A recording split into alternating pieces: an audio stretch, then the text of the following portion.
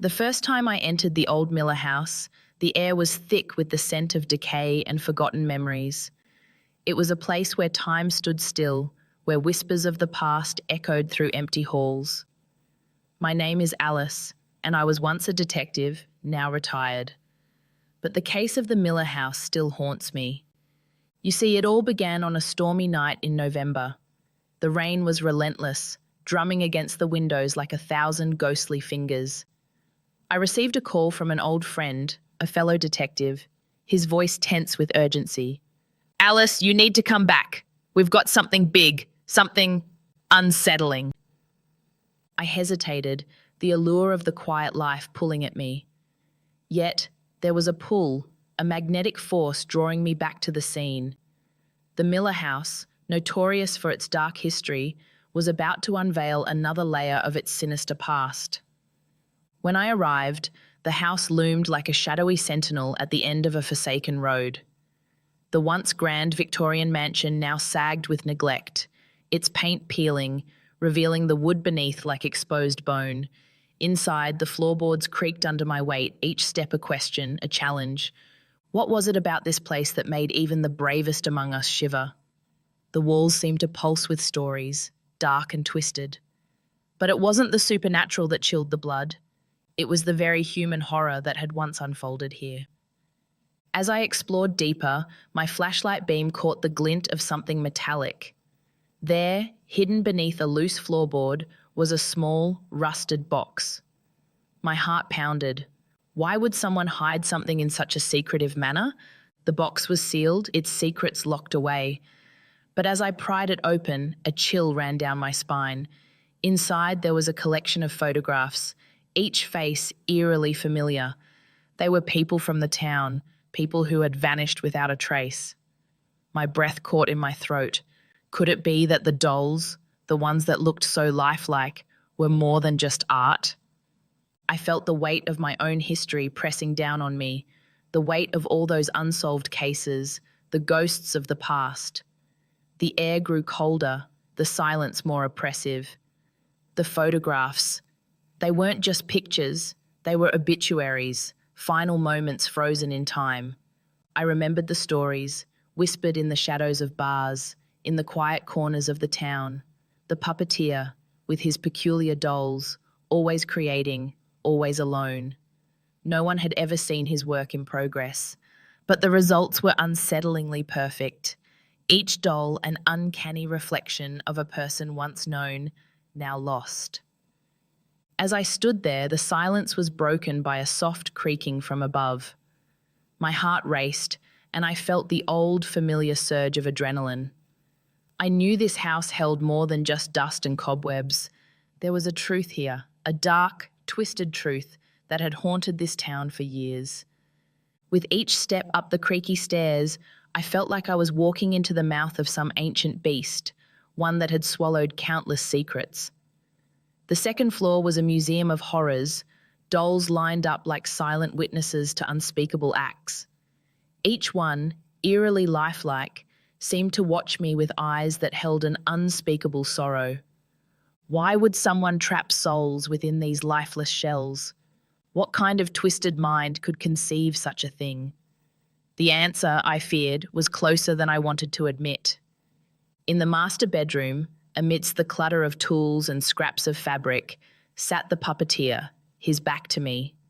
His hands moved with a precision that was almost mechanical, as if he were an extension of his own creations.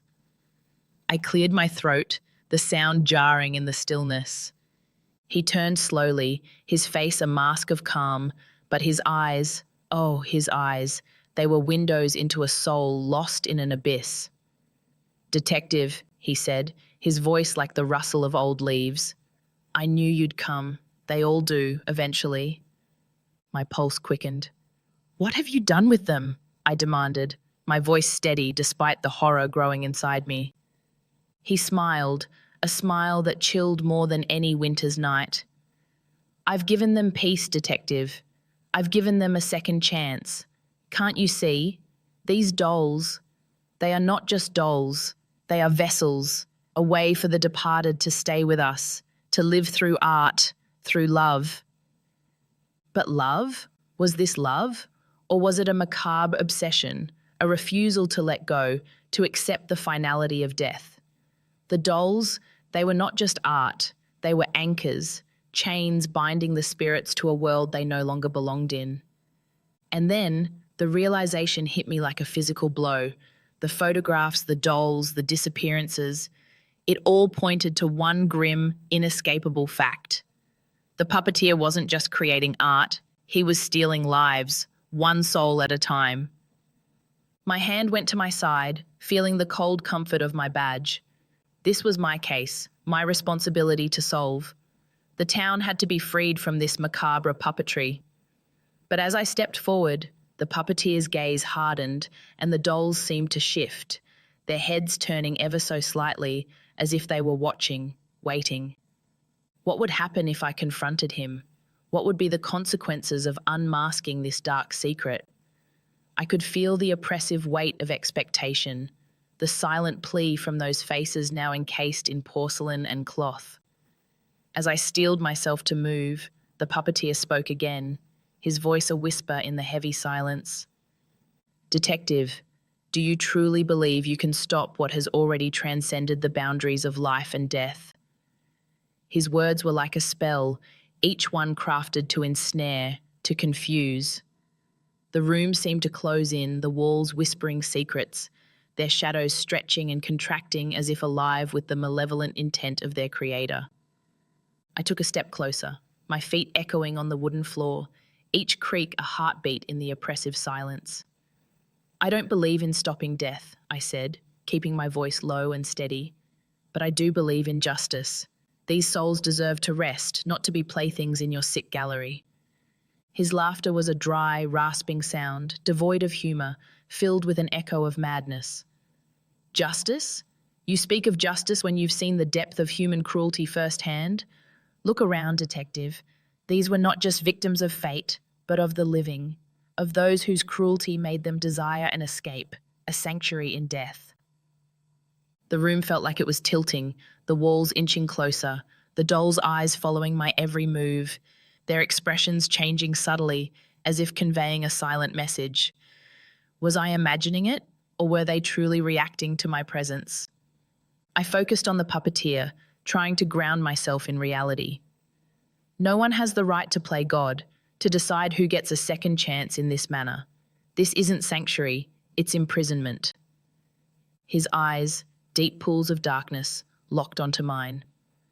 "Perhaps," he conceded, "but every artist must have their canvas, and these," he gestured around him, "are mine. They are not mere objects, they are extensions of their former selves, preserved, cherished." My mind raced, sifting through the implications of his words. Was he suggesting that the souls of the deceased were somehow trapped, or was it something more sinister, a transfer of life force? "You're not just preserving them, you're consuming them, feeding off their essence," I accused, the truth dawning with a clarity that made my stomach churn. The puppeteer's calm facade cracked slightly, a flicker of irritation or perhaps fear. "I am giving them purpose, detective. You, who have seen the darkest corners of human behavior, should understand the desire for permanence, for control over one's destiny." The dolls, those silent spectators, seemed to close in, their presence now almost palpable, as if they were gathering for some unseen performance. I felt a surge of fear, not just for myself, but for what I might unleash by disturbing this macabre equilibrium. Then, a whisper, so faint I could barely discern it, seemed to emanate from one of the dolls. "Help us," it breathed, the voice a mere wisp of sound, yet it chilled me to my core. I looked back at the puppeteer, his face now a mask of resolve. "You can't keep them here," I said, my resolve hardening. "I will not let you continue this abomination." His response was swift, his movements fluid as he reached for a doll, its resemblance to a missing girl startlingly accurate.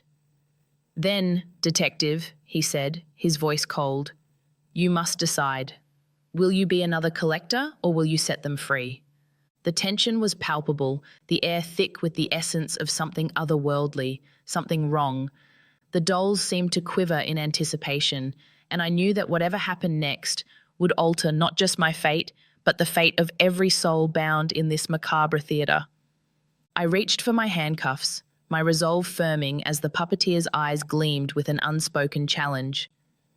"Let's end this," I said, not just to him, but to all the silent, watching eyes around me. As my hand wrapped around the cold steel of the handcuffs, the room seemed to shift, the very atmosphere charged with a sinister energy. The dolls, those ghastly caricatures of life, seemed to watch with an unsettling sentience, their gazes piercing through the dim light. "End this?" the puppeteer echoed, his voice dripping with a venomous calm. "You think you can just stop the cycle, detective? You are but a pawn in a game far grander than your comprehension." My heart thudded against my ribcage, each beat a reminder of the horror that surrounded me.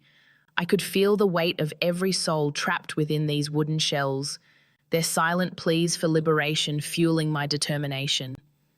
I took a step forward, the floorboards groaning under my weight, as if they too were alive with the energy of the dead. "I'm here to set them free," I declared, my voice steady despite the turmoil inside.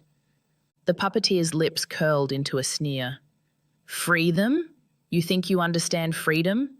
These souls are bound to me, bound by their own desires to escape the cruelty of life. They chose this, detective. They chose to remain in my art, to transcend through my craft." His words were like icy daggers, slicing through my resolve, but I held firm. "No one chooses this kind of imprisonment," I shot back, my eyes scanning the room for an escape route, for any sign of movement from the dolls. Suddenly, the atmosphere thickened, the temperature dropping to an unnatural chill. From the corner of my eye, I caught movement. One of the dolls, a young boy with sorrowful eyes, seemed to shift, his tiny hand reaching out. Was it a trick of the light, or was he trying to signal me? The puppeteer noticed my distraction. "Ah, little Tommy here," he said, his tone shifting to mock sympathy. "He was one of the first. A tragic case, wasn't it, detective? Now he lives on, in a way, but you wouldn't understand the beauty of that."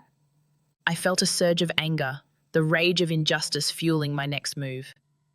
"I understand more than you think," I said, stepping closer. "I understand that you've turned tragedy into a grotesque tableau, and I'm going to dismantle it." With that, I lunged towards the puppeteer, but he was quicker, his hand shooting out to grasp one of the dolls. The room filled with an eerie, almost mournful chorus of whispers, as if the dolls were collectively gasping. "Careful, detective," he warned, his eyes now wild with a fervor that bordered on insanity. "These are not just playthings, they are conduits. Each one," he with a slight lift of his chin, "holds a piece of someone's essence. If you destroy them, you might unleash something you can't control." I paused, my hand hovering above the handcuffs, my breath caught in my throat. The room seemed to pulse with an otherworldly heartbeat, the air dense with anticipation. The doll's eyes, glassy and unblinking, watched me with an eerie intelligence, their expressions frozen yet full of silent screams. What if he was right? What if by dismantling this macabre collection, I released something far darker than the puppeteer's twisted art? My fingers tightened around the metal, the cold steel grounding me, reminding me of my purpose. The puppeteer's gaze was piercing, his eyes like black holes, ready to consume any light that dared to enter. "They are not just dolls," he whispered, his voice a chilling echo in the silent room. "They are vessels, housing the souls you failed to save." I felt the weight of my own failures pressing down, the countless cases where justice had eluded me, where lives had been lost to the shadows. But this was different. This was a chance to right a wrong that transcended the mundane boundaries of crime and punishment.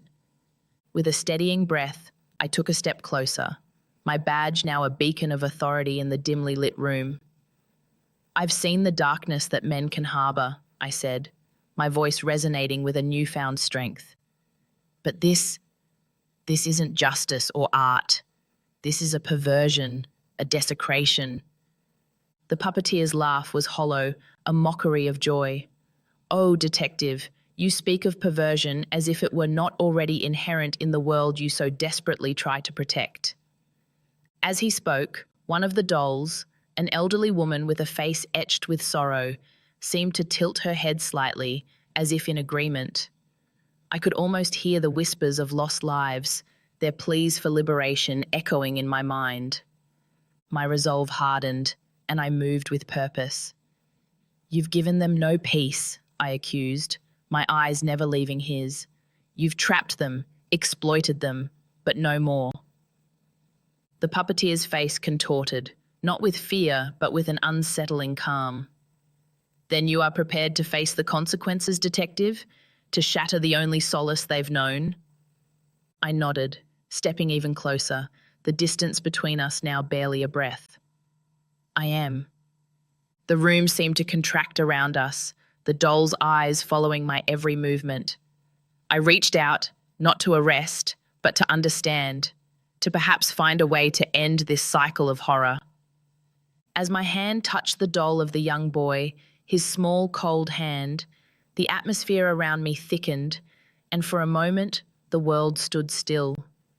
There was a flash of memory, not my own, but his, Tommy's. I could feel the cold dread that had enveloped him, the confusion of his final moments. It was as if his soul was reaching out, desperate for release, for someone to acknowledge the horror of his end. I withdrew my hand, my heart heavy with the burden of this connection. Tommy, I whispered, my voice barely audible over the spectral hum of the room. I'm here to help you. The puppeteer watched, a mix of fascination and disdain in his eyes. You see now, detective? They're not just objects. They're people. People you failed. The room seemed to grow colder, the whispers from the dolls more insistent. I looked around, each doll a testament to someone's tragedy, their silent pleas echoing in the room, begging for release. In the shadows of truth, justice often lies in the details. Don't forget to subscribe to the channel, like, and leave a comment if you enjoyed this story. This will help us create even more engaging stories for you.